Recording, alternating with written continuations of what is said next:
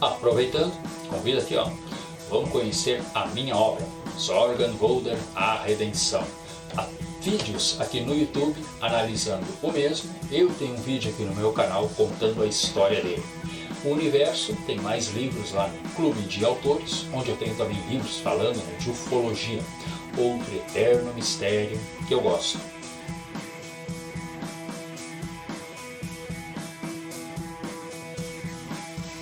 Curiosidade agora, gente, vamos falar um pouquinho de cada ator que fez aí o 007. Em 52, gente, vem o primeiro livro, Cassino Royale, que em 1956 iria para a televisão, O ator que faria ele seria Barry Nelson, mas a princípio, ele é desconsiderado, gente, de todas as listas. Mas para um pouco de azar aí do próprio livro Cassino Royale, ele a princípio foi o único, que por um longo tempo acabou ficando nas mãos aí de certas pessoas que não queriam, fazer a princípio, negociar depois para que fosse feito um filme aí dos direitos autorais. Tanto que somente em 2006, primeiro filme do Daniel Craig, finalmente Cassino Royale viria às telas. 1952, gente, iria começar essa longa saga com o filme satânico Dr. No. O gigante escocês Sean Connery iria trazer toda uma presença e todo um charme implacável às telas. Diferenças sempre tem, pessoal? Tanto que o próprio Sean Connery, ele fez no total 7 filmes e, incrível, ele iria se aposentar do personagem nada mais, nada menos que 3 vezes. Primeira aposentadoria seria em 1967. Ele faria o filme 007 Só se vive 2 vezes. Só que ele retornaria em 1971 com Diamantes São Eternos, que para mim é o meu preferido do mesmo. Mas é claro que ele não poderia parar de jeito nenhum. 1985 ele retorna às telas com o filme Nunca Diga Nunca Outra Vez. Existe uma certa sátira, pessoal, porque até foi feita uma música, Aliás, cada filme, gente, ganhou uma música especial e geralmente elas são muito boas. E parece que na época lá, o Sean Connery disse, em 71, quando fez a sua segunda aposentadoria, falou que em definitivo nunca mais outra vez voltaria esse personagem. Acabaram pegando essa frase, fizeram uma música, bem como colocaram um título no filme. Tanto Sean Connery faria esse filme, como o Roger Moore faria outro. No caso, o Roger Moore lá faria o Contra Octopus, mas que ficou um pouquinho estranho, gente? 2 filmes do 007 no mesmo ano ficou, mas ainda bem, os dois, na minha opinião, são ótimos para você assistir.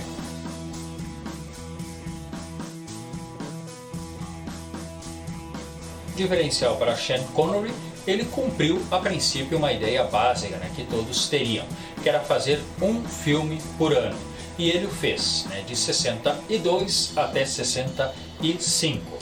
Aí passa 2 anos e o Sean Connery volta e faz o filme de 1967. E daqui em diante, gente, não teria outra. Os filmes sempre teriam um período de distância, quase sempre de 2 anos, mas há casos aí de até 3 anos. Sean Connery, pessoal, ele dava um ar, posso dizer para vocês, bem mais sério, e até mais agressivo. Ele teve muitas parceiras de cama. Na minha opinião, o filme de 71, Diamantes São Eternos, é o meu preferido dele. Mas, em termos de lucratividade, é o filme Chantagem Atômica, de 1965, que chegou aí a mais de 150 milhões de dólares. Em média, gente, a bilheteria dos filmes do 007 em geral ficaram ali nos seus 100 milhões de dólares, principalmente nessa fase aqui do Sean Connery, o que pode-se dizer, gente, que é uma grana excelente, pois não podemos deixar para lá, né, que muitos clássicos aí, até o estilo, posso dizer para vocês, Rambo 1, Alien de 79, Exterminador do Futuro, né, de 84 e tantos que tem por aí, mal chegaram a 100 milhões de dólares na época. É claro que depois tiveram relançamentos, né, mas na época em si, muitos não chegaram a 100 milhões de dólares e não evitou que eles se tornassem clássicos. Sean Connery, no primeiro filme, né, de 62, estava com seus 32 anos de idade. Foi o agente, pode-se dizer, né? Estamos agora aqui início de 2023, o ator mais jovem que assumiu a franquia. Início aí desse século, ali por 2001, 2002, fez o filme A Liga Extraordinária. Muitos taxam abacaxi, mas eu acho um filme legal de se assistir, mas ele acabou se aposentando, né? Posterior começou a enfrentar um problema sério aí, né, de saúde, em que ele foi perdendo a memória pouco a pouco. E em 2020 ele partiu daqui e agora foi descobrir os mistérios lá no céu. George Lazenby. Em 69 veio o filme A Serviço da Sua Majestade, fazendo algumas peculiaridades, né? Foi o único filme, pode-se dizer, deste ator australiano. Bem como, gente, também foi o único filme feito por um ator que não pertencia ao eixo lá, né? Inglaterra, Escócia e Irlanda. A princípio não gostaram muito, né? Ele tinha um rosto meio de índio, parecia meio que um capanga. Ele tinha um sotaque, pode ser pesado, australiano. Mas a bilheteria do seu filme também ficou em torno ali, né, de 80 milhões, 90 milhões de dólares, né? O que pode-se dizer que certa parte teve a aprovação, mas os produtores parece que não quiseram arriscar. Algo interessante aqui, gente, fica bem claro, né? Algo que não é citado nos outros filmes, que seria, né, o 007 ter uma esposa. Pode-se dizer que no Roger Moore, ali pelo terceiro filme, ele cita, né, que teve uma esposa e que ele é viúvo, mas agora não quer saber de mais nada. Aliás, os filmes também não falam de 007 tendo filhos, né? Só que nesse filme aqui, inacreditável no final, né, o 007 desse australiano, ele se casa, mas infelizmente ela acaba sendo morta nos braços dele em uma cena, olha, bem triste. Nunca esquecendo, gente, né, que aqui aparece pelo menos, né, o grande chefão, né, da Spectre, feito pelo sempre carismático e legal ator grego e careca Telly Savalas. O australiano estava com 30 anos de idade quando fez o seu personagem. Roger Moore. Por um bom tempo, gente, esse inglês aqui foi o meu preferido. Ele assumiu a franquia e já estava com seus incríveis 46 anos, mas não faltou energia e nem charme aí para ele ficar de 73 até 85, fazendo, né, como já foi dito aí, né, um filme a cada 2 anos. E nesse período aqui, ele fez 7 filmes, empatando, pode-se dizer, né, com Sean Connery. Roger Moore tem mais um ponto a favor dele, né, em relação ao Connery. Pode-se dizer que ele se envolve, né, com mulheres negras, algo que o Sean Connery nunca havia feito. No seu primeiro filme e último, né, ele acaba tendo um relacionamento romântico, né, relâmpago, pode-se dizer, com uma mulher negra em cada filme. Suas bilheterias ficaram, pode-se dizer, na média ali de 130 a 140 milhões de dólares. O grande campeão, né, foi O Foguete da Morte, filme que, aliás, a equipe aí, né, que fez o filme chegou a estar no Brasil aqui e até trabalhou com alguns atores brasileiros, né?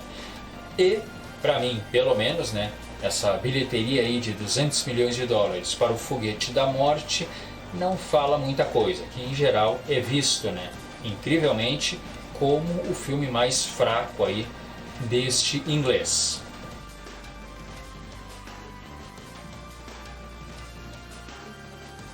O melhor para mim é 007 contra Octopus, de 1983. Só que, inacreditável, é taxado em geral o mais decepcionante. Eles acham que ele fica brincando demais. Ele se veste uma hora de gorila, em outro momento se veste de palhaço, né? A fim, né, de fazer aí o seu serviço, né? Mas para mim, eu acho que até agora vai permanecer sendo o meu preferido.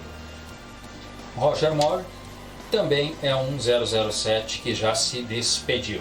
2017 ele partiu. Timothy Dalton.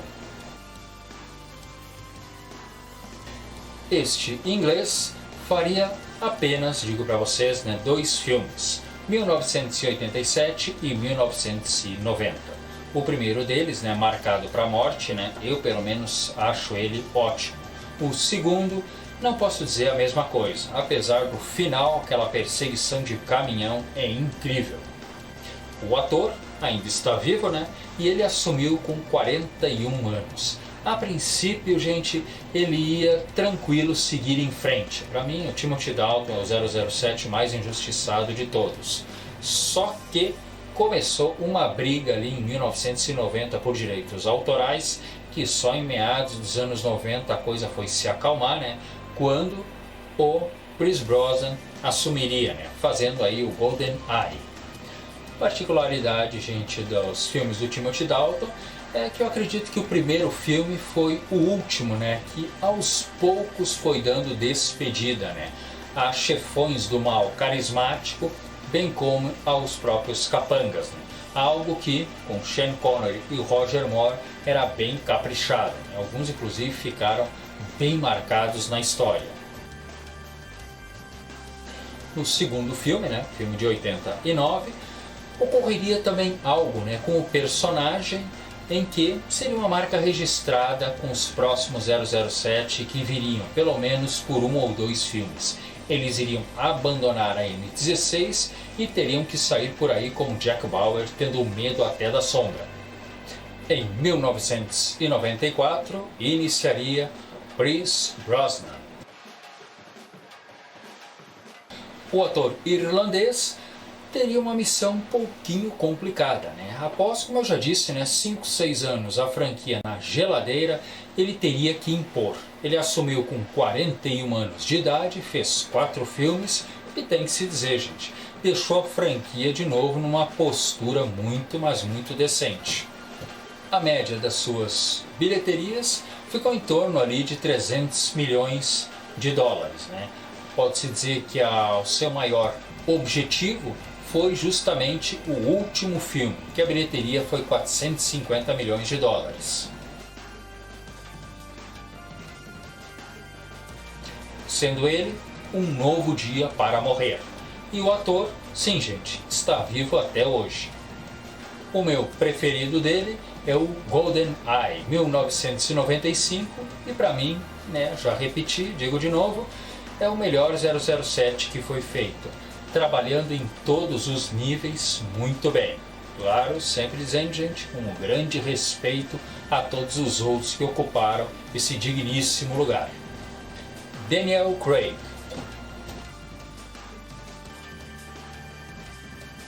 Este inglês assumiu a franquia com 38 anos de idade e está vivo até hoje, muito bom, obrigado.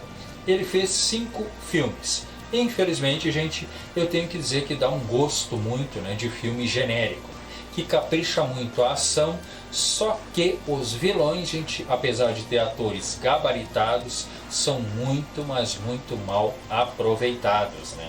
E acaba dando, posso dizer para você, um gosto para mim muito grande em geral nos filmes dele, né, de mediano. Para mim ele é o 07 mais mal aproveitado de todos. E olha que ele parte mais para aquele 007, gente, porradeiro, deixando aquela elegância de lado. No seu segundo filme, né, Quantum of Solace, eu posso dizer que existe uma homenagem. Uma mulher acaba sendo morta, nua, na sua cama, coberta de petróleo. É visível, gente, que ela é uma homenagem, né, à mulher que é pintada de ouro e deixada na cama, no filme feito por Sean Connery. do Daniel Craig, gente, infelizmente não tem nenhum filme que eu acabei gostando. Mas tem que se dizer, a média das bilheterias ficou em torno ali de 750 milhões. O grande salto, né, foi no filme Skyfall. Se me falha a memória, foi o terceiro filme, que passou de 1 bilhão com folga.